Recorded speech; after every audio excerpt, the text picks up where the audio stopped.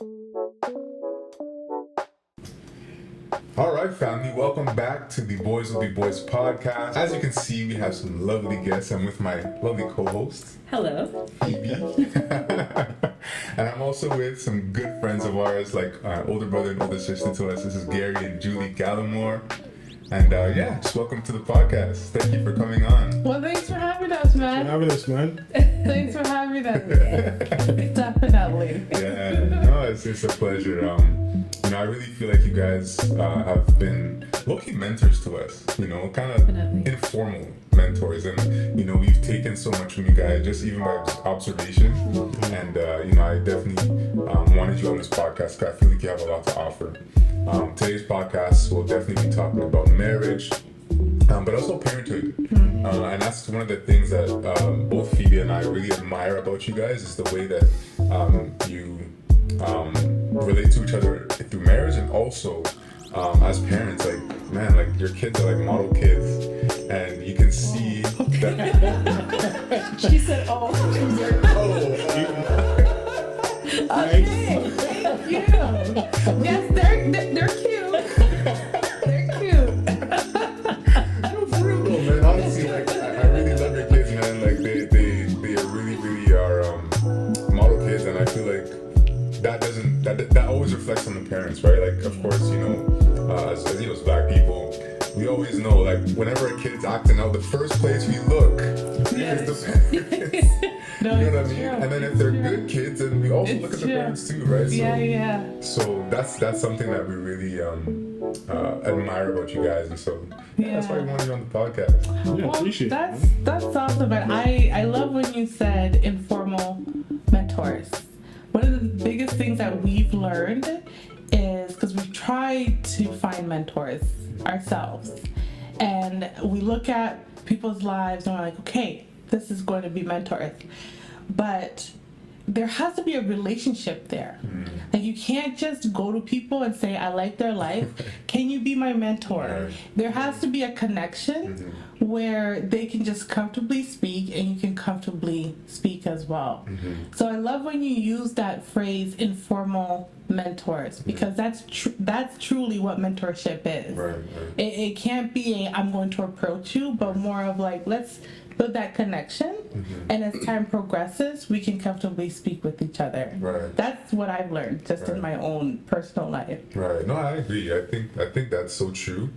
Throughout my life too, I've always sought mentors and like had a desire to always have a mentor in every season of my life. And I always found it difficult to navigate that because, like you said, it's kind of awkward to just go up to someone and be like, "Can you mentor me?" Like, but just having organic relationships with people and just kind of observing them, and in conversation you pick up certain things and you watch certain things and how they react in certain situations and stuff like that. You're able to kind of pick up, okay, like, I guess this is something that I can grab for myself, and so yeah. It was funny, man. I kind of sit on a different angle with that when it comes to mentorship. Okay. I like the term. I prefer the term partnership because just because I'm older than you, which normally mentorship relationships, there's normally an age gap. I still think you're there for me to really learn from as well. I think it's more of a learning paradigm than anything. Yes, I have certain experience that I could contribute to, I can advise you on, but I'm going to learn to see how that advice actually plays out, and I get to see how it plays out. That's really good. Outside of my own life. And it's funny because I remember I was asked to give a little speech at the last TLC graduation thing that they do. And after I gave this thing, and this guy came up to me and said, "Hey, can you be my mentor?" And I said, "Nah, man, how about partners?" Like, he's like, "What?" He was confused because nobody says that. But I think that there's so much value in a relationship. It has to be partnership. Right. Because I get to learn from you. You get to learn from me, right? You see how I'm experiencing things that you might someday experience, but I get to see how things unfold. Right. Because I would have forgotten. Right. And I would have, so I get to see how it plays out. No, So I'm saying, like, mentorship is great because I feel like it's one way, but partnership has to be, it's like a bilateral thing. Right. So, I'm not trying to disrupt the conversation. That's really good. It also what it clicked in my mind as well is because of that age gap, you're even prepping us, which is why I support the partnership approach, because you're even supporting us in preparation for our children, right? So this is what that new generation. Absolutely. Right. These might be some of the challenges that they can do. Right. And even though life challenges, they're very similar when it comes to the different stages of life. It's just a matter of how is it being presented. Right. So something as simple as what we were exposed to growing up, it's so minimal compared to the generation today. You know what I mean? Like they have access to anything just from their hands, just from their fingertips. And it's so difficult. So it's a matter of, how do we even guide them properly to make sure that they're making the right decisions when it comes to life? And so when you have that age gap, you have someone in maybe a different generation following you, they might have been at the onset to that exposure. So what would they pick up that they would change? Let's guide our children. So I love the partnership, and I'm reminded when you said that just now that you did always use partnership. That it is a partnership. Is my support, is my advice, is my suggestion really truly coming with something strong? And then if it is, take that, bring it to my child. Or have them bring it to my child. Because sometimes it doesn't matter how young of parents we are, we're still parents and we're annoying and we're boring and they don't know what they're talking about. Like, this is the same. I get the rolly eyes all the time. So when you say model kids, I'm like, they're cute. Models are cute. They did come from me. They are cute. But I think I still get the rolly eyes. I still get the, as they walk away from me when I make a statement, and then I like plead to them sometimes.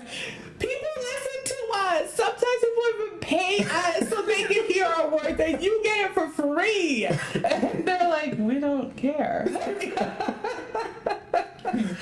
want to give you an example. You remember the conversation we had at the wedding? Yes, And when we got on the phone, and Javai saw you on the phone, how you reacted. What do you call you? Did he call you Deacon Omar or whatever you said? Something like that, Hey, Pastor Omar. But he just kind of, there was kind of he was excited. Right. Here he's chatting to us, and he knows, at some point they're going to talk to me about what I'm doing. Here's another person. But this is where the partnership comes in. We connect on certain things. If I say, have a conversation with Omar, you're not going to tell him anything that doesn't match our core values. So that's where the partnership kind of plays out as well. I can trust him to come to you, and I know that what Omar is going to say is going to build him up. It's not going to destroy. And I think that's how the whole village gets. Exactly. Built. That's good. And what's really interesting? I think this is a really cool spin on, I think, what we're going to talk about today. But I look at how our parents raised us. Maybe not all parents, but I feel like in the Black community, when our parents were raising us, it was always about listen to what your parents say and only do what your parents say. And your parents never actually took the time to listen what we had to say. You know what I mean? And I feel like this generation, you can't parent successfully by being that type of parent, by only telling them to do what you say and not hearing what your children have to say. And this is something that Omar and I talk about a lot in how we're going to raise our son and hopefully future children. But we really want to listen to our kids. Obviously, like, we have a little bit of wisdom, so we can lead them and guide them. But this is their generation. This is like, they know more than we do, right? So as we do guide them, I think it's also important to listen to them and take their opinions and, consider it and help them along their way. So, You're right.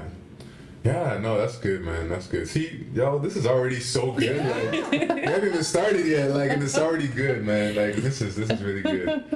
So I guess I'll start by talking about like your marriage relationship. How did that kind of come about, and kind of dive into that, and your dynamic in relationship, things you've learned, lessons that you can kind of pull out. Wait, are you saying start from the beginning? Like I mean, how? that's when you feel the start. Like how did that? How did he meet the Beyonce before the Yeah, Beyonce? we want to hear the tea. Tea. We can credit Kanye West with this. No, seriously, I'll tell this part. Then Julie, like, she always tells the rest of the story. The way we met, it was Canada Day. I forget what year. It might have been, I think it was 04. Okay. Okay. And Kanye West has just released The College Dropout. That was a sick album. It's still my favorite album. Yeah, I still that's listen to dope. it 4 or 5 times a year. But me and my friend Jermaine, he went out and bought us these T-shirts that said The College Dropout.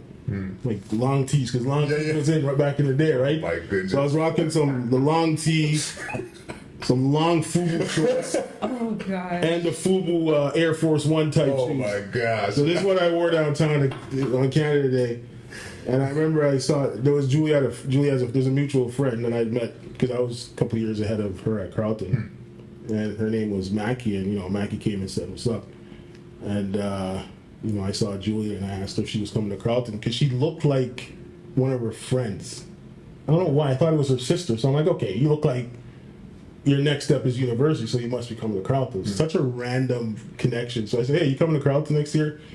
And she gave me the nastiest look, man. Like, just the stankest look up and down.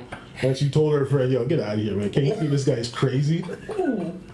Because I came to find out it was because my shirt said the college dropout. Yes. So she figured I was advertising Okay. that I am a college dropout. To give you my Because Kanye just dropped out. Okay. I didn't know Kanye, okay, and I have very strict traditional African parents who Talk are about like, it. we left Tanzania for you to build future. Go build your future, right? So the first way was education. Right. So here I am rolling up, getting ready to go into Carleton on my scholarship that I had, education-wise, etc. And next thing I know, a lot of my friends are a year or two older than me. And then this guy's rolling up with the shirt that says college dropout. And I'm like, I didn't know who Kanye West was, and I'm looking at him, and one of my friends was like, oh my gosh, Julie, you gotta meet this guy. If I'm 30 and I'm not married, I'm marrying him. And I looked at him and I saw college dropout. I'm like, girl, this is why you keep getting played. I'm like, he's giving you a clear message that I'm a loser, college dropout, and you say you gonna marry him? Oh my goodness. So that's what I was like, fine, let's go, right? We're out, we're gone. And then the next time I'm running into him was when it was some basketball game that it was occurring. South Carolina came to play the Ravens. And of course, Right. All the girls. So all the girls are lining like, up for this "Ooh, you guys 66 are guys, let's right? go, right? So we're all decked out in the cutest outfits to go watch these U.S. I actually remember those days. these U.S. ball Bring players. back memories. Yeah, he don't notice me, and I'm running to South Carolina, right? On some scholarship. I had to convince my parents I'm going to school over Oh there. my goodness. And then here we are. Another friend of mine, she had a 5-seater vehicle, and there were 6 people. The 6th person was this guy trying to get into. I thought the I was gonna vehicle. ride home. So we're all Late. standing around. 3-hour It was lecture. late. And I was a little drained. I'm like, So we're all standing We're gonna ride around. home. How are we gonna get home? The train, the bus, car. And I'm looking at this guy. I'm like, okay, if we're gonna squeeze in my head, I'm like, if we're gonna squeeze up in this vehicle, I'm not squeezing up next to this guy. The college dropout. I didn't even remember the college. This guy was I didn't remember him. fearless. Right. Okay. Right. So I didn't know. I didn't remember the college dropout guy. So I'm like, let me just itch up in the front seat. I'm not, That's squeezing hilarious. next to this guy. And then next thing you know, I'm stepping in. I had one foot in, and then he's like, and he asked me in French because he thought I was Haitian. What is your name? I don't know French. So I'm like, what? Straight to. And then You answered this. and then he said in English, what is your name? And I whispered, Julianne. I literally whispered my name because I was like, this is not a cute outfit. Like, that was my head. I love Yeah, the shoes and match. That's so cool. Oh my god, the shoes and match. I was like, no, I'm not telling him. So I whispered my name. Then the next thing I know, I'm walking through the halls, I think 2-3 days later. And then he's like, hi, Julie or Juliet, whatever he called me, Juliana. He said, hi, Juliana. And I'm like, and I'm racing because my thing was class, gym. Like that was my mindset. Health, education, health, education. And I'm rushing and he stops me by greeting me. And I was like, oh, and I thought, this is a guy that I met the other day. I was like, he caught my name. So it caught my attention. And the reason why it caught my attention was because he was walking beside somebody else, stopped that conversation to greet me. So for me, I'm like, of course he's gonna do that.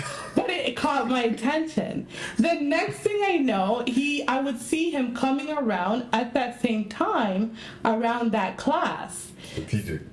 More convenient because I had class in Tory building. Oh, she was right. She was in that Oh, okay. and you know In they the connect same right in the building. tunnel, right? Okay. Right. Okay. But okay, question. At this point, were you interested in her, or you were just trying to be nice? No, I was just being friendly. It's just being a friendly yeah, guy. Okay. Yeah, I was just being friendly. Right. All right. So then, as time progressed, before I know it, I think, yes, I needed some help.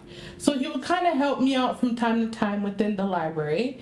Then he started showing up to my actual classes and like helping me pay attention and take notes. Then, because I was running late, so I always wanted my cappuccino, he started showing up with the cappuccino in his hand, waiting. Wow. And it wasn't until one day he didn't show up. Big plan. He didn't show up one day, and I was just, my heart just like clenched. And I was like, wait a minute, because he always had a great conversation, he always had a joke, etc. And then I was like, wait a minute, what's going on? So as I was walking out of class, I started asking people that I knew him. That also knew him, and I was like, have you seen Gary? Eventually a mutual friend had said, why are you asking this? And I said, nothing, and I took off running, because I was one of those chicks where I was like, I would never profess my love to no man. He has to profess his entire love for me. Why are you laughing at me? It sounds similar, of course. So then next thing, so that friend I came to learn after the fact ran to him and said, get in now. She actually is feeling you. So then that's when he ended up calling me, and he said, hey, let's go out for, I think, a movie or no. He said he said, I want you to meet me somewhere. And I'm like, okay, he's meeting me, like he's asking me to go on a date. I think he gave me an address, and here I am rolling up in a church. And I realized, and so he gave me an address, I dressed up, and I realized when I walked in, I'm like, oh, this is a church. So I'm like, okay, so this is like a heavy church boy, okay. And I had already given my life to God. I was the first one in my family to do that. Oh, wow. Right? Even before my mom. So I was very like head down on that. Mm-hmm.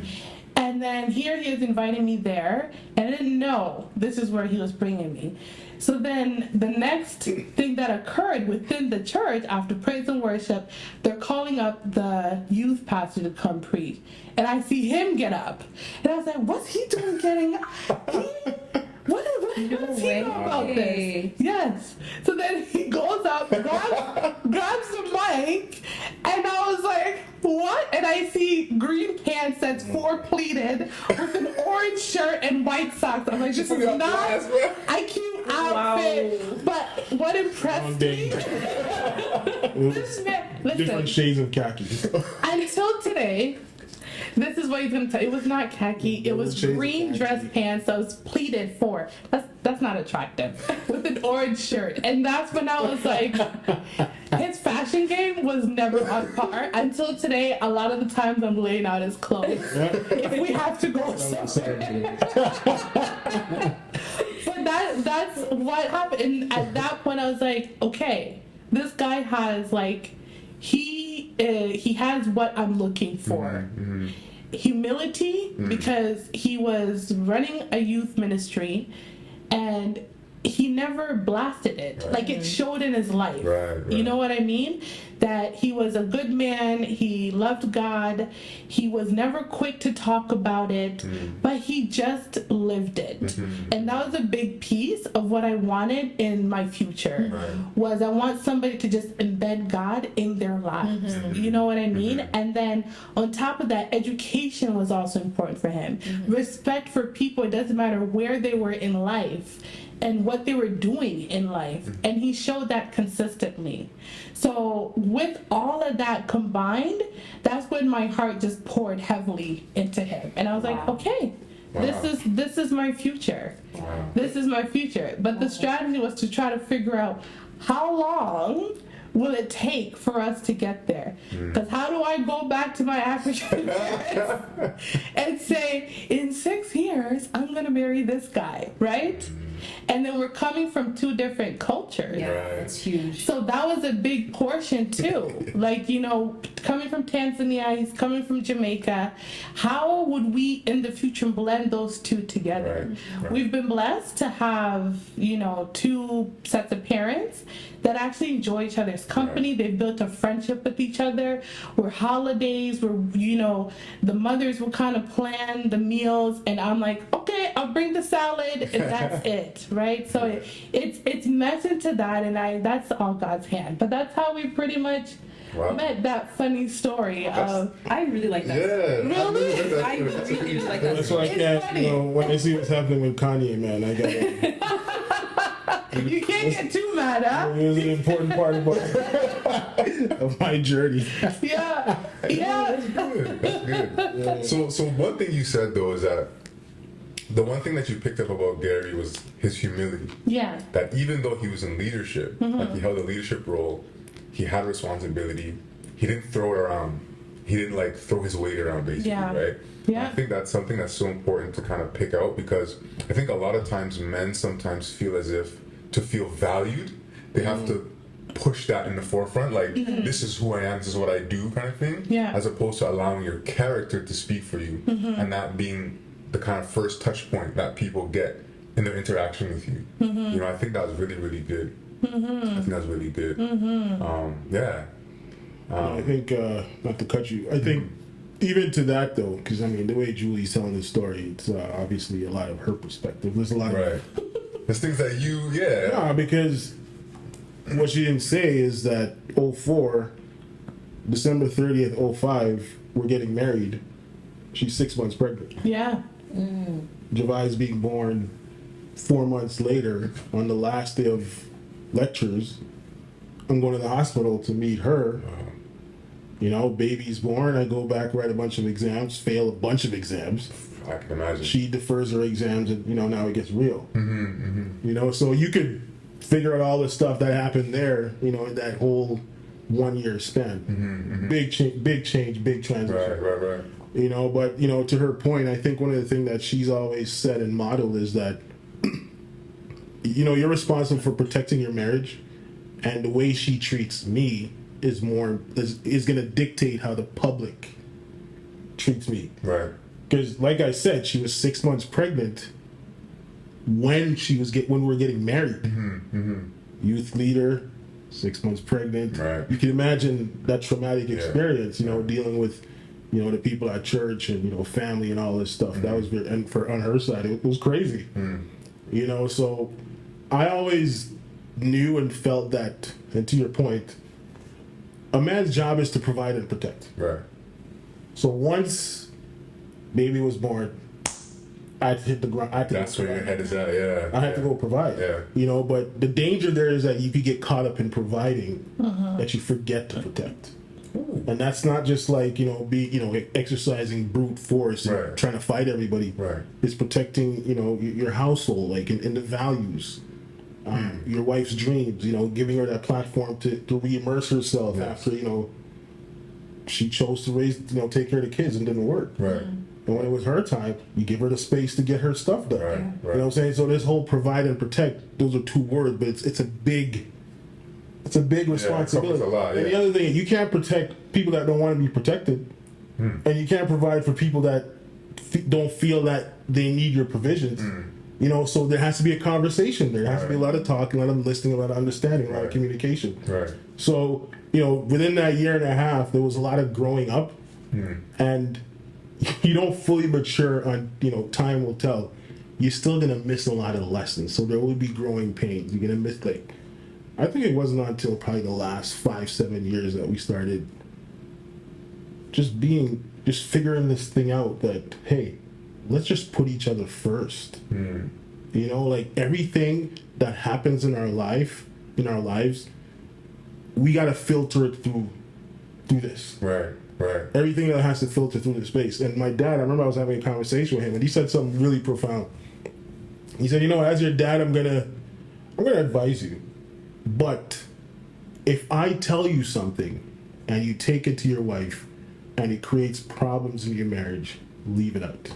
That's really good. And what I took from that was, yeah, you will get advice, but ultimately we have to make the decision to fit it. Right. And if it doesn't fit today, if it's really good advice and we can't fit it today because of circumstance, put it on the shelf, keep an eye on it, and then you fit it at the right time. Right. It's still valuable. Right. You know, so yeah, man, just it's there's a lot of growing and there's a lot of really accepting who you are and what you want, and just sticking to that.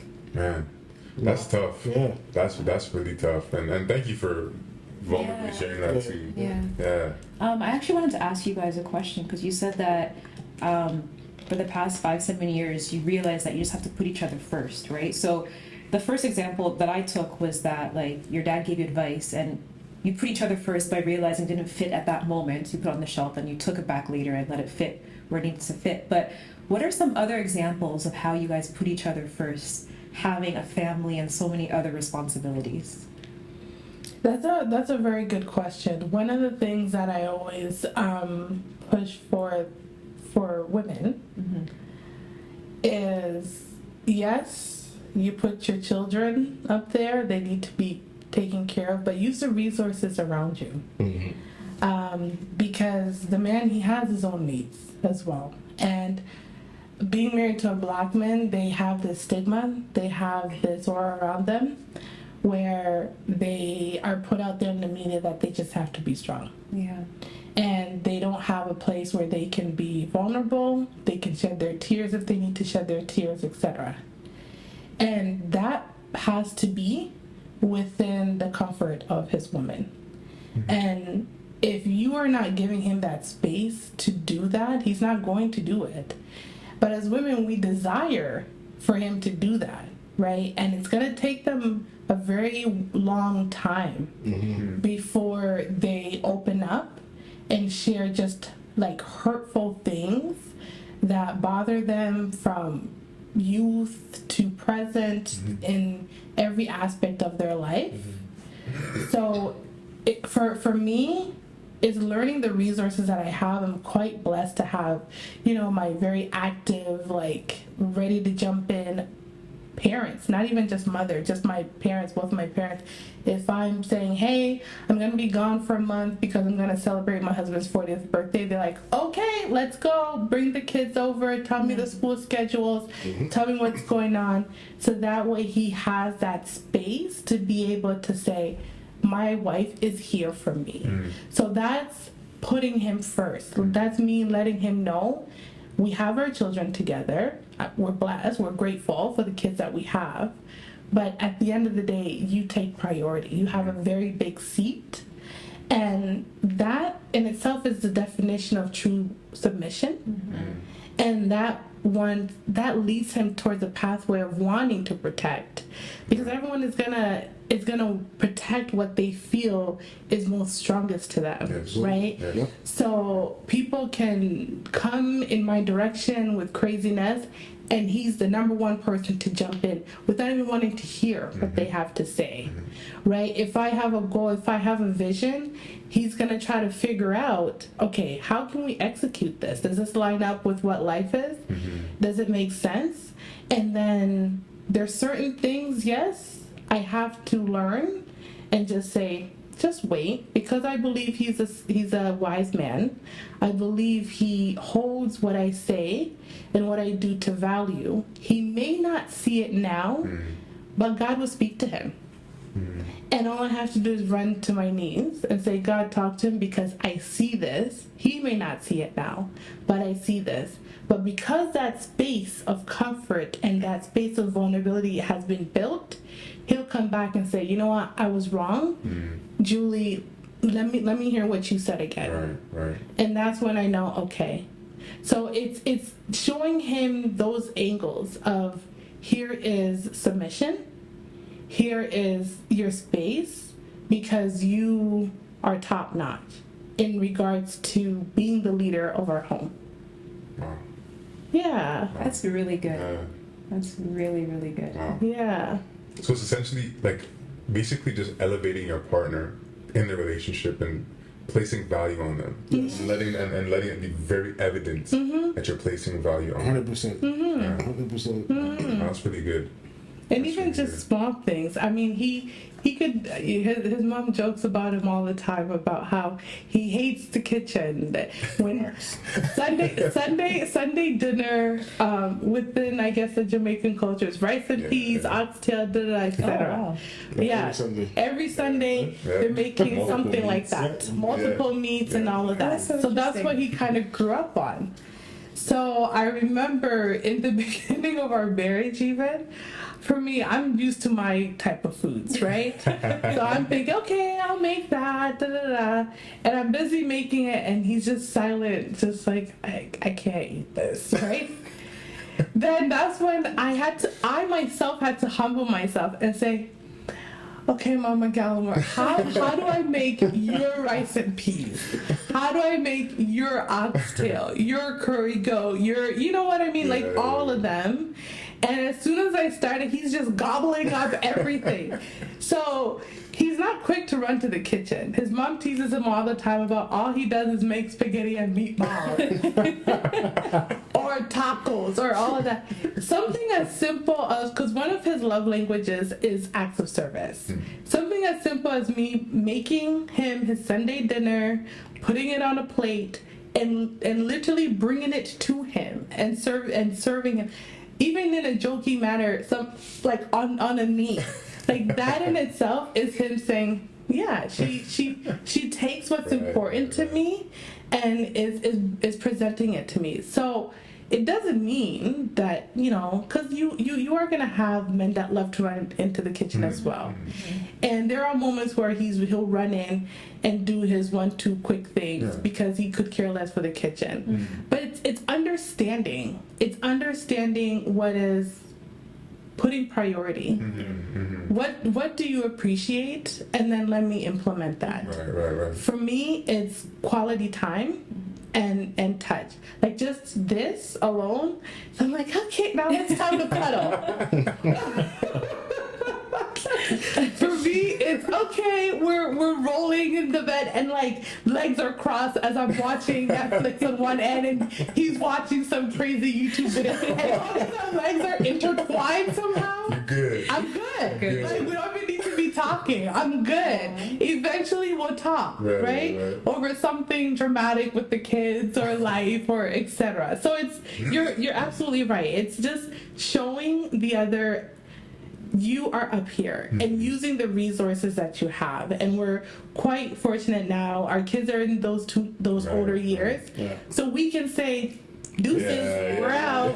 Like we're running off to go for a car ride with tea in the country. Or we're taking off for the weekend or next week to a trip down south, and they're like, can we come? Nope. It's not a family trip. So we finally got to that stage where we can do those types of things, right?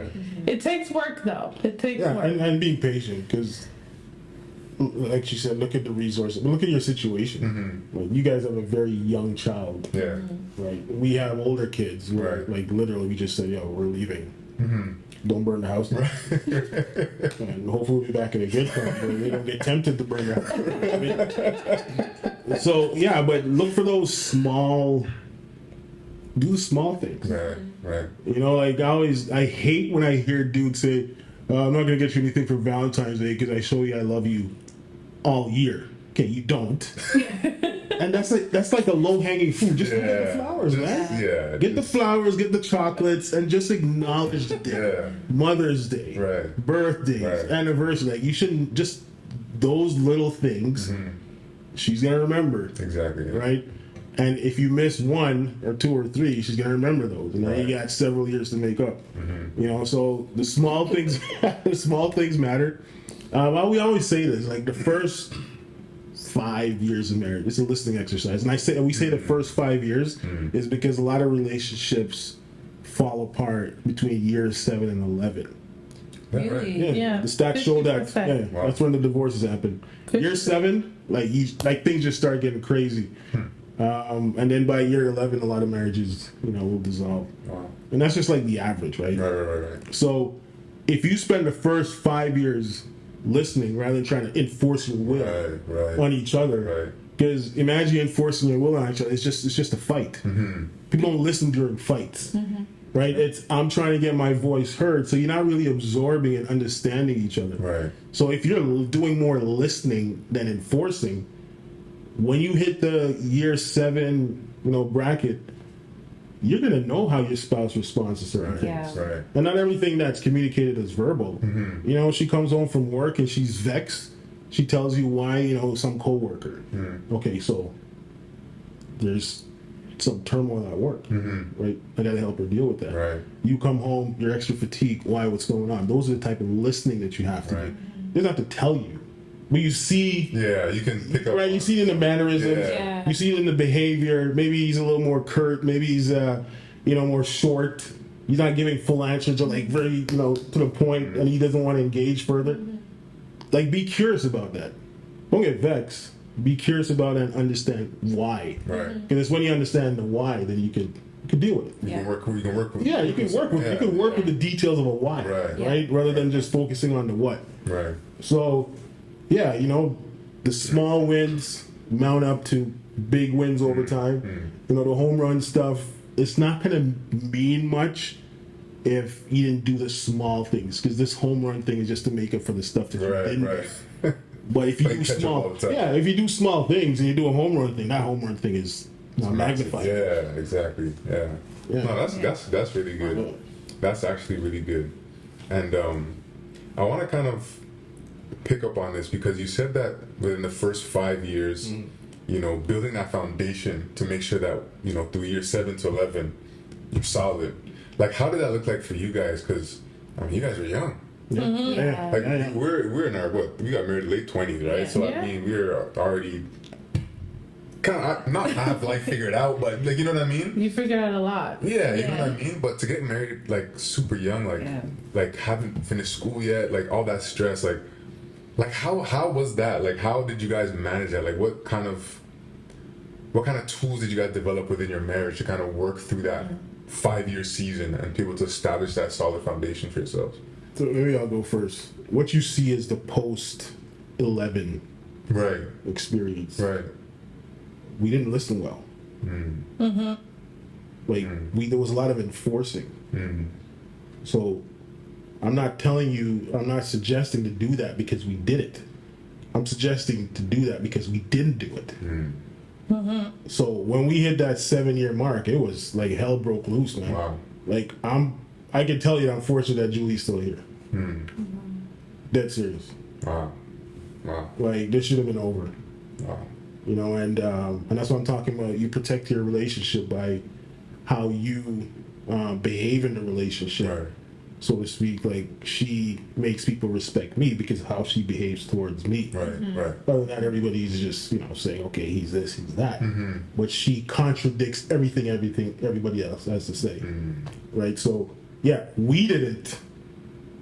We're just we're like not the rule, but the exception to the rule. You know what I'm saying? Right. So, fortunately, we're on the other side that we can say, make sure you listen those 5 years. Because you're right, it was survival mode. I could imagine. Like, I'm talking about, like, finishing your last day of lecture, walking out of Southern Hall. You know Southern Hall. Yeah. Getting a phone call, flip phone days. She's in the hospital. Flip phone days. She's in the hospital, about to give birth. Then after she gives birth, and then dealing with postpartum hemorrhaging and blah, blah, blah. I have to go back to school and write exams. Fail the exams. Good thing I did well enough to pass the courses. Man. You know what I'm saying? And then now we got a baby. You know, the baby needs diapers, needs food. So now we're surviving. There was no time to listen. It was just time. It was just trying to survive. Right. You know, and then she's doing school. As soon as she's done school, another baby's on the way. We're trying to get a place of our own. You know, we're moving all over. It was a straight hustle. So there was no listening. Right. Until things like hit rock bottom where it could go no further. Then we had to pause and say, yo, listen, like, where do we go? Right. So, all right, we're going to keep this going. And then now we started listening. Wow. You know what I mean? And doing the things that, okay, let's become insular. Let's make it just about us. And we become the dictators of this relationship. Right. We filter in, we filter out. If it doesn't match, if it doesn't fit, stay out. We'll figure this out later. We'll shelve that for now. Right. And we'll slowly work it in if it has any value. If it doesn't, it's out. Right. So what you're seeing now is the post 11 mark. Wow. You know what I'm saying? So Yeah. this is where we are. One of the things in my culture, the night before a woman gets married, they do, I don't know what they call it. I don't know what you would call it in English, but they do this thing where they put the woman that's getting the bride into a room. And all of the women in the family that are married sit in there and lecture her. Kitchen party. Kitchen party. That's yes. Okay. That's, Kitchen party? that is what they call it, a kitchen party. Oh, party, okay. Yes. And they teach her just one woman after the other techniques of marriage, of life, on how to be a good woman, how to be a good wife, how to be a good mother. And I remember I just got lecture after lecture after lecture. There are good ones, there are funny ones. Being the first one amongst my cousins and them getting married, like, what did they say to you? And I'm like, listen, we had Granny over here showing me this position, this, just dramatic things like that. Wow. They go far. I'm like, I didn't know Granny was like lift that high in the air. Like, it was dramatic. They've always heard the stories, and it's always the granny where you're like, how? She can't walk. All of a sudden, her ankle is twisted this way, that way. Say, you need to do this. My goodness. Bedroom duty is what they call it, and things like that. So it's just, it made me die of laughter. But of course, one of the biggest things that I took away from that was whatever traumatic situation happens in life, how you carry yourself and how you treat your husband is how everyone else is going to treat him. So know who your husband is and know how you want him to be treated. So when Gary and I stepped into that like very rough year, I would say, or roughest year, that's when I said, okay, I know this guy. This guy is not the guy that I married because I know his true values. And then that's when I said, Julie, hold yourself together, pull yourself together when you're outside. But when you're inside, work it out. When you're home with him, work it out and figure out what's going on in his head, what's going on in his heart. And we did that work to really understand why did we get to that low point in our marriage that had brought us to a position of even like that being a conversation of walking separate ways. You know what I mean? So it's, and interestingly, a family member after the fact came to us and said, you carried yourself well, Julie. And I said, okay, good. And it was one of his family members on his side that was like, that was very presentable how you carried yourself through that rough stage when we shared that story with that family member. So I with that in itself, it's always going back down to knowing who you married. Like, you really need to know who you're married, because from the beginning, you know who you're married to. So when they're not themselves, you know why, right? And it's trying to figure out why they're not themselves. And it's having that patience, even today, until today, more than ever. I know sometimes, you know, he'll get caught in his feelings, get upset over something because of whatever stressors that are coming in life, from work, from trying to be a dad to like teenage kids now. Like, it's a whole different ball game. It's harder. Sometimes I'm like, man, I wish all I was doing was changing diapers and saying, don't go outside. Like, rather than like, you know, in 2 years, we're going to have an 18-year-old where we may not even have access to him at all. Right. And when I say access, I mean, he can go and make full out legal decisions without us being aware of it. And so that's a lot of stress for both of us, for him as a dad. And sometimes small little things will just get him agitated, and I just have to sit there and wait and watch, and I'll do this like, and I'll stare, and I might drop a question, and if I see like a rough response, I'm like, okay, just wait. Just wait. You know what I mean? Sometimes I might have to even just say, okay, let me just soften him up. Let me just pour a drink or give him a snack, make a cute little dessert for him. Here you go. Here's your drink. You good? Yep, I'm good. Eventually I'll be like, so are you ready to talk now? You've got your brain back? He's like, Julie, stop. And that's when I know, okay, he's ready to have a full conversation and not lose his mind on me, right? And that is the patience. And the key with women, we want to talk, we want to get it done and over with, right? Have the conversation, move on with life, etc.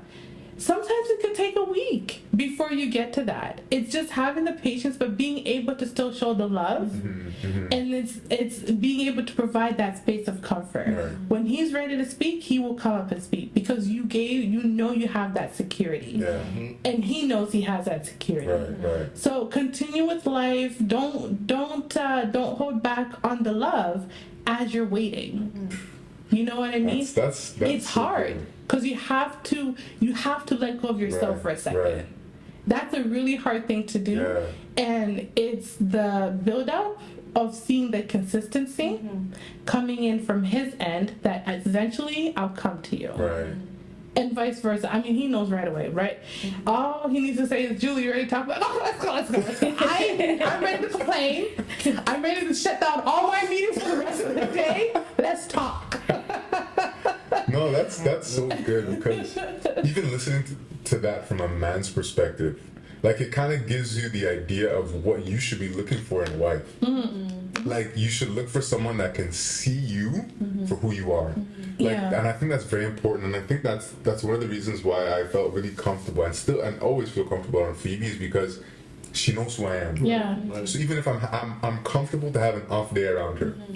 I'm comfortable to like be off and trust that she'll know that I'm just an off day for me. Like you said, like, you'll just wait it out and see, like, the test the waters. If you get a little, you know, like, I guess not yet, you know, like, not yet, he's not ready. But I think that's such a huge lesson, especially for both women and men, right? And also vice versa as well. Like, it goes both ways, because I think that as a man, you said, like, carrying so much kind of the burden of the family, trying to figure things out, trying to make sure you're being that provider, that protector in every single facet for the family. Sometimes you just get stressed. Like, there's external things that you just can't control that just tick you off. And having someone beside you that can still be there for you despite your off days, like, that's super powerful. You know what I mean? And I think that's something that's a huge takeaway. I think that's a huge takeaway. I also want to add to Julie, you said something, and it reminded me of a lesson that I learned very early in our marriage, but talking about, like, protecting our husbands, right? And, you know, as you're going through something in public, you put yourself together, like, everything is okay, but then behind the scenes you work it out. And one of the things that I learned is that, like, you know, first year of marriage, you learn all the annoying things about your husband, right? And I used to complain to my sister all the time about oh my gosh, Omar does this, Omar does that. But the thing is, though, like, I'm complaining about it and I'm working on it with Omar, but I don't have to tell people about the annoying things because the thing is, that's the only thing they're going to remember about Omar. Facts. They don't know who Omar really that is. translates to a lot of things. Yeah. Yes. Yeah. And so I learned it very quickly because I'm like, as I was telling my sister, I was like, Anna sees Omar as like this amazing guy, you know, and I don't want to ruin that because he actually is an amazing guy. Right. But if I start polluting her mind with, oh, Omar does this, Omar does that, she's like, oh, he's not so amazing anymore. And it will stick for the rest of her life. That's it. It won't stick with me because I see how amazing he is every single day, you know? So I learned that lesson very quick. I think it's very important to protect our husbands that way. That's a very, very good lesson. Yeah. Because people, friends, family will remember based off they're not in your healing process. Right. They're not there with you. So when you're busy going off and off and off, that's what they're remembering. So then now they're ready to go in gangster mode, right? Like they're ready to go into battle mode for my girl, for my sis, etc. And this is where even Gary and I, we yes, within our marriage, but we also extended if there's other conflicts that we have with our children, with extended family members. We avoid that conversation with other people because you know what? There are certain people in your lives that are going to be there long term. And because they're going to be there long term, having those conversations with external resources, now you're repositioning them. Right? And when you're repositioning them to have disrespect, that's not good. You're going to have to maintain that somehow. So what is that going to look like? When you're going to have to maintain that. That means you can't come back to a place of peace properly. Or you're going to have to remove that important person, that sister, that family member, that friend out of your life because now you and your spouse have gotten to a place of peace on whatever issue that might have been. And if your friend, family member has been advising you differently, now you're having to remove them from your life. You're having to make a choice, and that is the biggest lesson. And I'm glad that you hear that you're saying, that was a big one that I learned very early because it actually affects so many families, so many marriages, and we've seen it. We've seen it ourselves, and it's heartbreaking whenever you see that. The good thing is that you learned it from somebody you trust, like your sister. A lot of times you drag friends into your life, man, and it's because you're not gonna go back to. You're not gonna bring them on the full healing journey. And when you hit that point, now you got to go explain to them, you know, how you got. They're still probably not. They might not believe it. Are you sure about that? Like, what I'm seeing doesn't suggest that you're healed, right? So now you're gonna extend so much energy into making sure that relationship is okay, that they understand, so you don't come with your spouse. Well, the remedy is don't bring them in to begin with. You know, you sometimes recruit the wrong people into things, and they pick a side, and they're not moving off that position. And just like Julie said, how do you kick them out of your life, right? There's gonna be that grief and getting rid of somebody, you know. So awesome that you learned such a big lesson on, I'm gonna say, like a small scale, because it's something that you love and trust, right? And something that values him, or somebody that hated him. Fuel to the fire, stoking the fire. Yes, but you know, the thing to tell you, even just as a side, as a joke to what we're saying. It's at the point, that way of behaving, I'm seeing the benefits of it. You know, a lot of people within just my family alone had their mindset, and I'm saying extended family, of, what? She's marrying a Jamaican man? What happened? He's a drug dealer? Nonsense like that, right? Like, never had dreads. Never smoked a joint, never done any of that stuff. So they were coming in African ideology. It's just ridiculous. I've heard that before too. When they heard, Julie's over here getting married to a Jamaican, I was like, this is ridiculous. I'm sorry. He actually kind of had somewhat of a better upbringing than I did. You know what I mean? Like, y'all need to calm down, okay? That's hilarious. It was crazy. So, but then now, here they are, busy. Like, they cannot. We haven't been to our home country yet. We haven't been to my home country, to Tanzania. And we haven't brought the kids yet. And they're all like, hurry up and get over here. We're waiting for our king to show up. They cannot wait to meet him. Wow. Not only that, I have family members busy ready to say, does he have any cousins? I'm single. Wow. I need a Really? husband. And they're ready, like, bring the Jamaica to Tanzania. Let's go. Like, what's going on here? And my own brother, runs to him for advice, like, all the time. Wow. All the time he runs to him for advice, just in life, in marriage, in child rearing, like, so many things. And a lot of the times, even just within family, you know, I might have mommy come to me, daddy coming to me with something, a question, and I'll say, just go talk to Gary. He can tell you the right answer to that. He can advise you, to the point now they don't even want to hear my advice. They want to run to him. Gary, what do you think of this? Can you go to my bank account and take a look at this and this and this and advise me accurately on that? That's You know what I mean? So it has so much weight, the way that we choose to carry ourselves in representation to our husbands as women. It has a lot of weight to that. Wow. Even when you might be sitting in a hard situation, and this is where I'm going to talk to the ladies on, if your man is not where you believe he should be, where who he is not authentically coming out, just understand how you carry yourself. He is going to appreciate that. He's going to see it, he's going to recognize it. At the end of the day, his ego is going to be stroked, and that means a lot for men in general. Doesn't matter what background they're coming from. Yeah. I kind of wanted to take the conversation into another direction. Okay.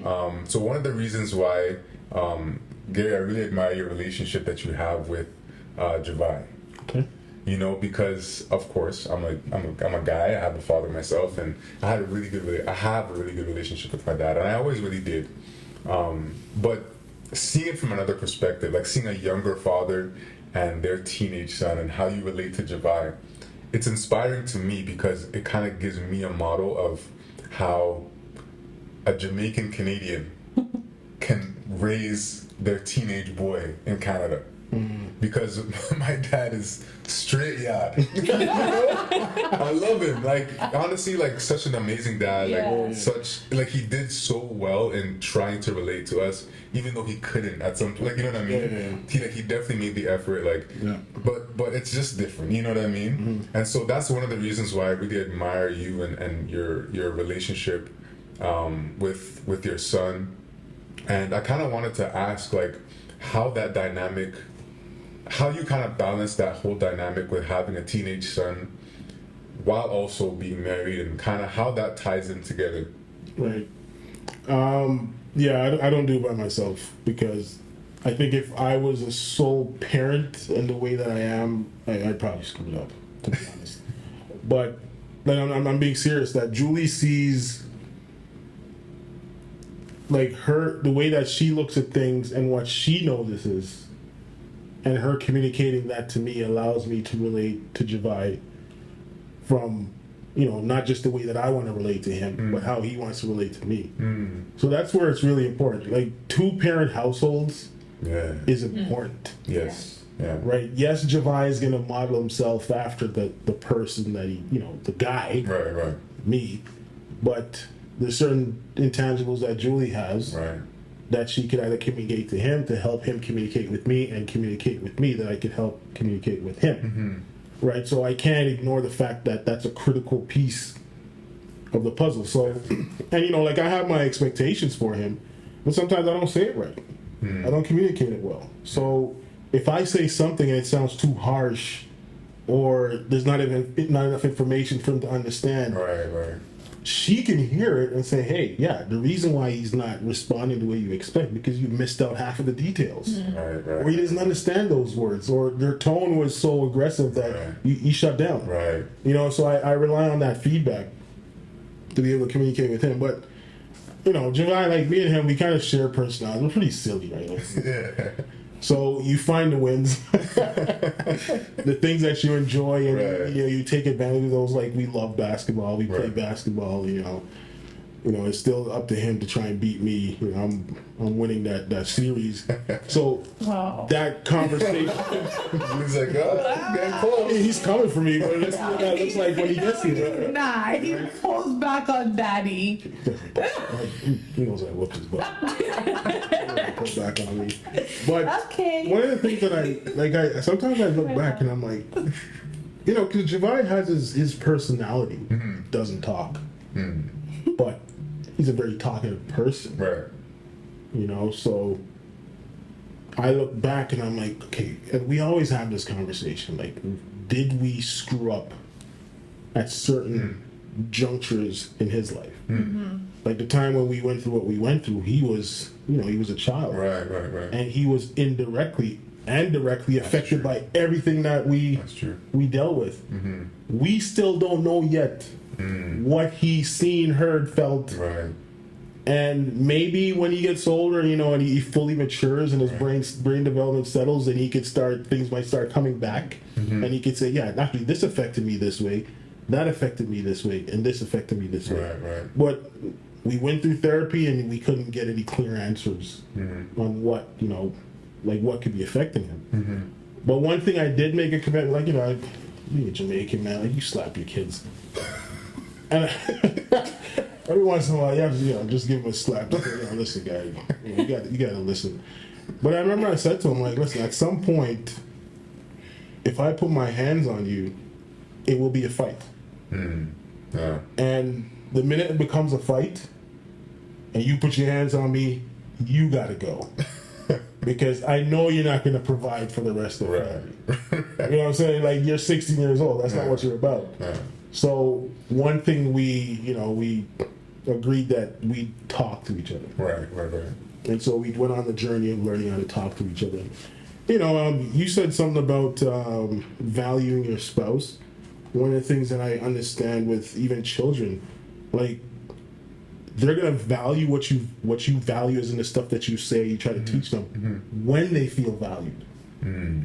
So does my parents consider how I think? Right. Does my parents consider how I look at things? Right. When they think that you care from that regard, then they'll sit down and start listening to what you said.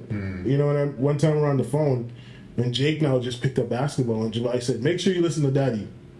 And that's him saying, yeah, you know, I get it. Right. You know, I'm willing to listen to my dad because he values what I value. Right. You know, so That's pretty good. yeah, and you got to recognize that early. You know, a dad's got to be a dad. Actually, I was reading this book called Grit by Angela Buckworth or Duckworth, whatever. And she talks about parenting, and she says that good parenting requires two things. Like, actually, there was this whole Cartesian plane thing with like 4 quadrants. I don't remember 2, but it was supportive and demanding. So you could demand, like, we have demands of our kids, good behavior. You got to be respectful, put effort in the things that you're doing, commit to the family. But we support them in doing that. Right. We don't just demand and leave them by themselves to figure it out. Right? Or we don't not demand and then we don't support, but we have to support them. That's the feedback, right? Right. That's the, hey, tell me what you think about this. Right. Give me your understanding of the stuff I'm trying to tell you to do. Like, how are you processing it? Right. Because that's also important. If they're not processing things that we're telling them, the instructions that we're giving them, and they can't act, and then we punish them, that's not good feedback for them. Yeah, that's good. You know what I'm saying? So it's like, I know Javai's potential on certain things, and even last night we had to sit with him. You know, I was hearing some reports about his progress in school, and instantly I started steaming, and Julie's like, "Guy, chill." And I just changed my approach. You know, we went on a Zoom call. I opened up this tool, and we just walk with him how to build his organizational skills, rather than me going and yelling, "You got to do this. You got to do." That doesn't help him. Right. Take the time and show him and teach him. Right. So now there's more trust. Because one of the things that I keep saying is, or we keep saying, we need to leave the room for him to come back and say, "Mom, Dad, I screwed up. Right. That's true. Help me change course. That's true. That room has to be there because he's gonna go to somebody, and that person might or people might not have his best interest, in heart. Yeah. So I know, like me and Javai, we goof around a lot, and I have a lot of respect for him now. We're just trying to build that respect. Yeah. Where he feels like he's getting it. Right. And if he doesn't get it, he has room to get it. He has time to get it. Right. And I'm gonna be, his dad, who's also learning. Right. Who's not afraid to say, hey, you know what? Sorry, man. Right. I said that too harsh, So, and that's when I come back to the whole partnership thing. Right. I'm your parent, but I'm willing to learn from you. Right. And as much as I want you to learn from me, that's just the position I take. It's a learning experience. If I leave, if I pass on, at some point, we got to move out of this life. I need him to be equipped, not just to take care of himself, but to take care of a wife and kids. Right. Yeah. No, it's interesting that you said that, man, because as you're talking, you're literally describing where I feel my dad and I are now. So it's funny. Like I remember, I'll never forget it. The moment that I knew that my dad trusted me. I'll never forget it. I tell Phoebe all the time, at that moment I'll never forget. And it probably was super mundane for him. It was like, whatever, this is just part of parenting. Right. But I had just gotten my G2 license. I was 17 years old. And he had just gotten like a new minivan for himself, and he was proud of it, you know what I mean? And so I was kind of scared to ask because my friends were going to the movies. It was a Friday night. And I was like, Dad, and when you ask to go somewhere, you can't ask the same day. It's got to be like at least a week in advance, or at least that's still our rule. Right. Exactly. So that was how it was in our house too, right? The same day, I knew that it was a gamble. Yeah. But I did it anyway, so I'm like, let me just see. You know what I mean? So I was like, Dad, I'm going to the my friends are going to the movies. Is it cool if I go? And he asked me, okay, well, which theater are you going to? Who are you going to be there with? What time are you coming back home? And I was like, okay, this. Gave me an answer for everything. He said, cool, no problem. Go ahead. Take my key. My key's hung up on this place, whatever. In my mind at that time, I was like, what just happened? I was like, my dad thinks I'm a man. Like, I can drive by myself and go to the movie. I remember I was like bumping 50 Cent. I blasted in the van, driving there the whole way. Like, I felt so nice. But the takeaway for me was that my dad trusts me. Yeah. Like he recognizes that I'm becoming a man, and that was the takeaway for me. And honestly, like even if I can just even give you encouragement, like as a dad, like in that space, like I really believe that Javai gets it. Like I've seen Javai and he's quiet, I know. But he kind of reminds me of myself in that he doesn't talk much, but he absorbs a lot. Yeah. And so he already gets it. Yeah. It's just that he's still young and he still has time to go through his own journey and stuff. But he definitely gets like the talks you have with him, the fact that you go back and apologize, the fact that you take the time to teach him certain things, like that's huge. That's huge, and like that's teaching him how to be a father himself. So that's really good. As you were saying, man, like that just came back to my mind. I had to share it. Like that's and it's powerful. Yeah. Because now I feel like because of that moment, like it led me into a trajectory in life where I sought to become a man. Like I made the effort to be responsible, make right decisions for my life and seek to like set myself up for success so that when I do get married one day, I can take care of my own family, and I can handle a household, and I can, even if I don't have all the skills and knowledge that I have at my disposal, I'll make the effort to go and seek it out. Like, you know what I mean? Like doing things that a man ought to do for his family and for those that are around him. And so yeah, no, it's a powerful thing, and you just said it, like having 2-parent households, and of course this being Boys Will Be Boys, a men's podcast. I really, really like want to emphasize like the role of a father in their son's life, and that's why I even brought it up, because to this day, like I cherish the relationship I have with my dad, You know, I've just turned 31, and yeah, I know, right? What? Yeah, I just turned 31. Just broke 30? Yeah, man. Just turned 31, and it's like, because my dad gave me that respect so early on, I've had so much time to like mature, you know, and I feel like it would be the same thing for Javai as well, because you're giving him that respect now at such an early age. Because I it's not the same for every young man in every home. Like, I've heard stories where, like, you know, they're still getting yelled at, they're still like being treated like kids, and like, you know what I mean, they don't have the freedom to make the mistakes and to learn from their mistakes, and the room to come and seek advice and counsel.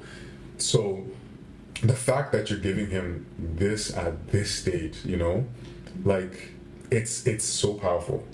It's so powerful, and it just sets such a positive trend for when he has his own family, and when he has his own kids, whether girl or boy, it doesn't matter. Like, the fact that he's able to now understand that I have to be able to allow my future kids to grow up and like make their own decisions and make their own mistakes and things of that sort. So that's really, really powerful. One of the things I like hearing, and I've heard them talk about it before, is this partnership that they're building, this relationship that's expanding, where he has actually said to Javai, because for those that don't know, you know, we also have 2 girls in the middle, and then the youngest is a boy. Right.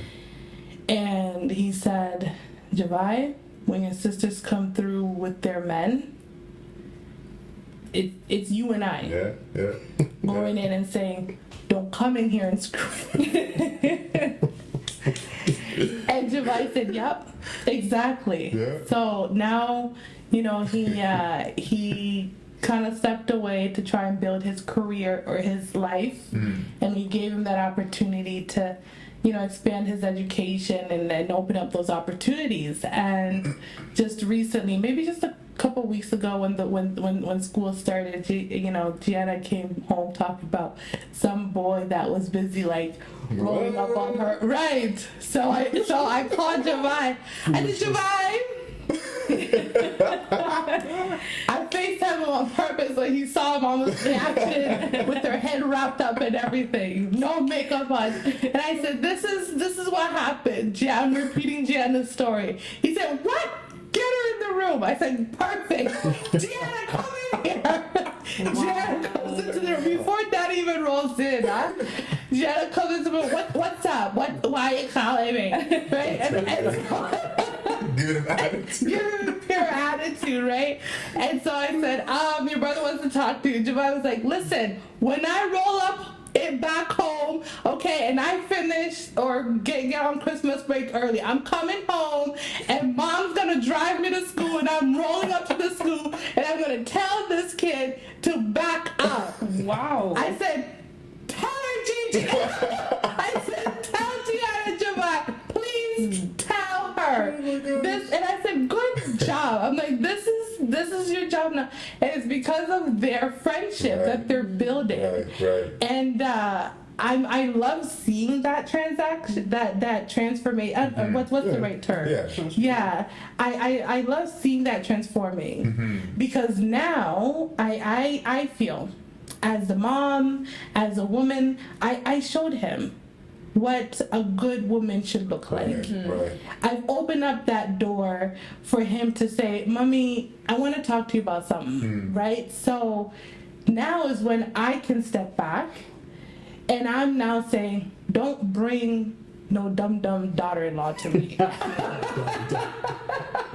No, seriously. Gucci mama. I want to see no dumbness coming my direction in the future. And you gotta set yourself up properly for that. So I can be the more strict one. You know what I mean? Where I'm like, no, this is my criteria now for what I want added to the family. I want a respectable woman that, you know, can go out there and represent your name properly. Yeah. Like, I honor that last name, Gallimore. And from day one, I've always told his parents, thank you for raising me a good man trust and believe I will try my best to make sure that I carry that last name with honor and that it's just respected from all corners. Because y'all gave me this great gift. You've brought him into my life now, right? And because he is to put me first, I have nothing but proper respect that I need to show you guys on your direction. Right. And that's even how I carry myself. Yes, it represents him, but it also represents them. Yeah, that's true. And that's why I'm all about, listen, Divine, we're not bringing craziness in this life, in this family, because I'm sorry, maybe I'm too strict in that area. I said nothing from my womb. I put too much work in that. That's so true. That's so true. And you know, definitely the way he was raised, you like that's something that I don't think you guys have to worry about. Like, you know what I mean? And it just goes to show like the power of parenthood, like good parenthood, like positive, godly parenthood, and yeah, man, it's such a powerful thing. It's such a powerful thing. So yeah, I'm about ready to close out the podcast. Yes. But if you guys have any last words you want to share, anybody, if you have anything that. Yeah, I guess I'll go first. What, like advice? Exactly. I was thinking of something. So I guess maybe I'll announce it here. We just finished writing a book. That's amazing. That's big news. Wow. That is big news. You heard it here first. This is the first one. Wow. So it's the first draft's done. Actually, I think we told a couple of people, but the first draft's done. Wow. So we're about to get it edited. Trying to get like a good editor to make sure that our message and tone is consistent throughout the whole thing. And it's actually titled "A Short Guide to a Happy Marriage." So we look at 30 different things that you should do. Wow. And it's a guide. Right. And underline the word happiness.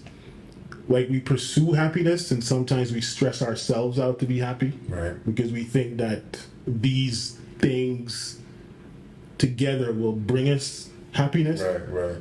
But we come from the angle of like make your marriage happy, and it's not her job to make me happy, but it's our job to create the space for happiness, right, to exist in our marriage. And then we outline a bunch of things that you should do, like make sure forgiveness is a staple in the marriage.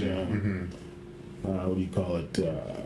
Communicate early and often. Right. Just a bunch of things that you give each other space to realize, like to self-actualize, all these different things. And that's what I would say, man. Like when it comes to the happiness and the state of your marriage, you can't blame nobody but yourself. Yeah. Facts.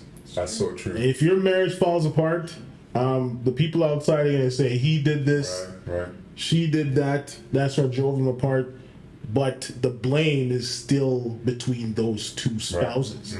It's never anybody else's fault. Even if other people do stuff to act on the marriage, they say, well, he shouldn't have done that, or she shouldn't have done that. So because the blame comes back to you, you got to make it your purpose to make sure that you create the space for a happy marriage, right? And don't make happiness like the be all end all, but make it permanently available in your relationship. Yeah. Right. And if you got to take a step back so that your wife can pursue something and it's going to be uncomfortable, you're going to have to sacrifice, it's going to cost a lot of money, you're going to give up something. Look at what the outcome is supposed to be. This is supposed to create the room for happiness. Right. And I just recommend that for everybody because, at the end of the day, like I said, you're going to get blamed. And we do this a lot. We hear about people getting into car accidents. Was he driving too fast? Was it wet? Why was he out so late at night?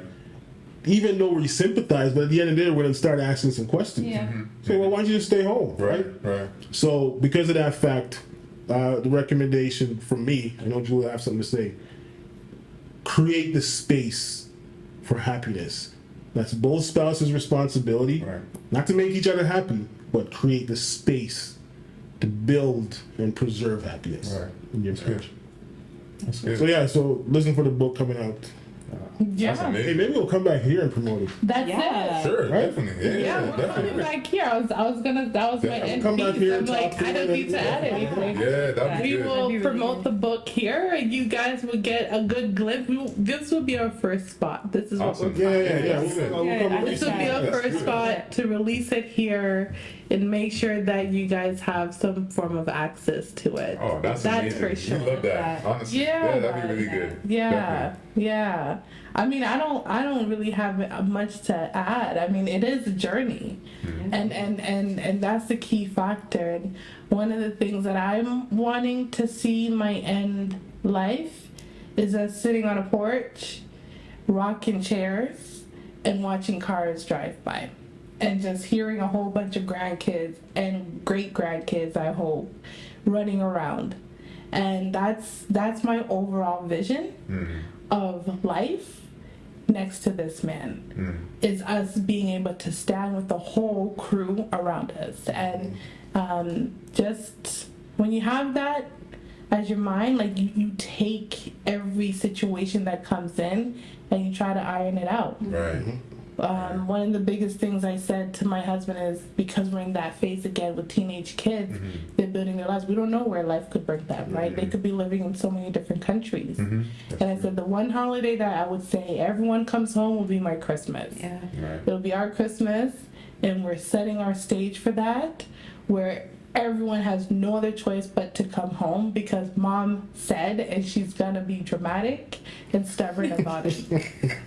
So I could have that vision. No, that's good. That's beautiful. Rocking in some rocking chair that's with a whole beautiful. bunch of kids around me as we're just worshiping one song after the other. Yeah. Wow. That's really nice. That's my vision. So enjoy the journey. Enjoy the journey. All of it. Yeah. Yeah. No. Yeah. Yeah, that was a loaded combo. I feel like that was a lot of good info, good Yeah. quality info, and I'm so happy you guys were able to join. All right, so thank you guys so much. That was our lovely guests, Gary and Julie Gallimore. Such an amazing episode, filled with so much substance. Filled with so much substance, and I think there's so much to take away from this episode. And definitely appreciate you guys and having you guys on today's episode. Yeah, so let me just say this. Really appreciate what you guys are doing. Thank you for even considering us. Yeah. Bringing us here to have this conversation. Like I said before at the beginning, this is a clear representation of where your heart is and who you are. People sit down, hear our story, take stuff, and I'm sure you're gonna find a way to work into your marriage and make your marriage better. Definitely. Yeah, so this is great. Really appreciate you guys. Love you guys. Love what you're doing, and we're hoping that the men, the husbands, the fathers who will hear this, their lives will be better as well from what you're doing here. So Definitely. really appreciate you. Definitely. No, we love you guys too, man, and appreciate you guys. It's a school night, yet still. Yet still you guys came out, man. You took the time, so we really appreciate that. Of course. Yeah, that's it. Thank you guys so much for tuning in. Hope you're able to glean something from this episode. I'm sure you'll be able to glean something. And make sure to tune in next week for episode number 8. All right. God bless you, and see you soon. Peace out. Bye.